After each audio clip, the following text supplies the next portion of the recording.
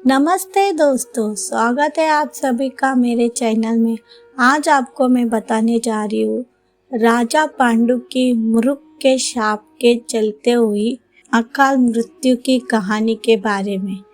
दोस्तों, आप सभी को ये वीडियो कैसे लगा मुझे कमेंट्स में ज़रूर बताइए और साथ ही साथ मेरे चैनल को लाइक और सब्सक्राइब करना ना भूलें।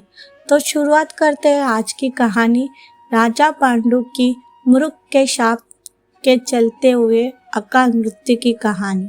बड़े भाई के नेत्रहीन होने के चलते हस्तिनापुर की सत्ता पाने वाले राजा पांडु की अकाल मृत्यु के कारण जंगल में प्राणाय कर रहे मृग जोड़े के शाप के चलते हुई एक बार राजा पांडु अपनी पत्नियों कुंती और माद्री के साथ शिकार करने जंगल गए, जहां उन्होंने एक हिरण का जोड़ा प्राणाय करते दिखे।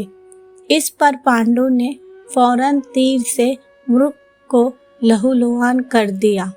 मरते हुए हिरण ने पांडु को श्राप दे दिया कि ए राजन, तुम्हारे समान खूर इस संसार में कोई नहीं होगा। तुमने मुझे प्राणाय के समय बाण मारा है।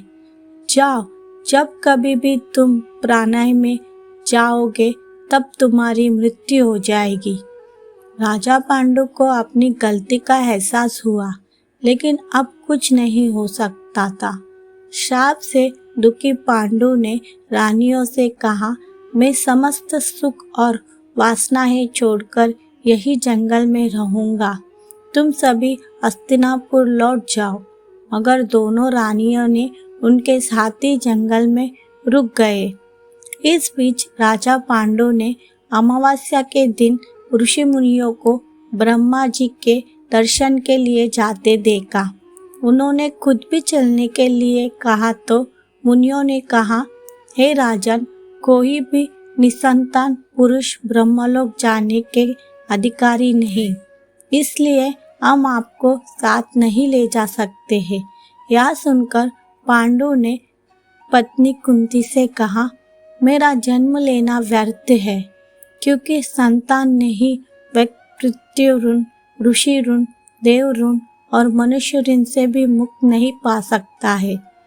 इस पर कुंती ने बताया कि ऋषि दुर्वासा से मिला एक मंत्र से मैं किसी भी देवता का आह्वान कर मनोवांछित वस्तु पा सकती हूँ।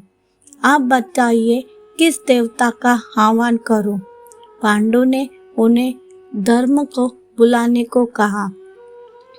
कुंती के मंत्र पढ़ते ही धर्म ने कुंती को अपने हंस सहित पुत्र प्रदान किया, जो युधिष्ठिर कहलाया। इस तरह पांडु ने कुंती को दोबारा वायुदेव और इंद्रदेव को याद करने के लिए कहा। इनसे भीम और अर्जुन पैदा हुए। इसके बाद पांडु के आदेश पर कुंती ने माद्री को उस मंत्र का दीक्षा दी। माद्री ने अश्विनी कुमार को याद किया, जिससे नकुल और सहदेव जन्म हुए। एक बार सरिता तट पर भ्रमण के दौरान मौत हुई पांडु की। कहा जाता है कि जंगल में रहने के दौरान एक दिन राजा पांडु छोटी पत्नी माद्री के साथ सरिता तट पर घूमने निकले।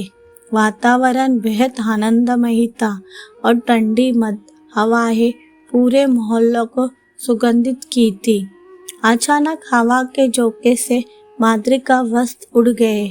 इससे पांडु का मन चंचल हो उठा। वह श्राप भूलकर प्रणय में लिप्त हो गए। तभी उनकी मौत हो गई। पति की मौत का खुद को कारण मानते हुए माद्री ने उनके साथ ही सती हो गई।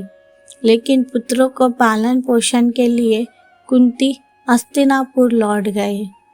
दोस्तों, हम फिर मिलेंगे एक नई कहानी के साथ। आज का ये वीडियो आप सभी को कैसे लगा मुझे कमेंट्स में ज़रूर बताइए और साथ ही साथ मेरे चैनल को लाइक और सब्सक्राइब करना ना भूलें। Thank you friends.